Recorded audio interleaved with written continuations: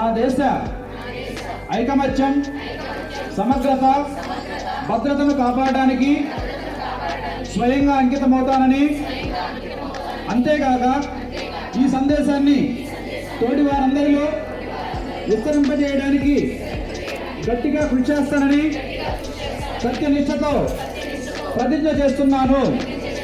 సర్దార్ వల్లభాయ్ పటేల్ యొక్క దార్శనికత చర్యల వల్ల లభ్యమైన నా దేశ ఏకీకరణ స్ఫూర్తితో నేను ఈ ప్రతిజ్ఞ చేస్తున్నాను. అంతేగాక నా దేశ అంతర్గత భద్రతను పటిష్టపరచడానికి స్వీయ తోడ్పాటును అందిస్తానని సత్యనిష్టతో తీర్మానం చేస్తున్నాను.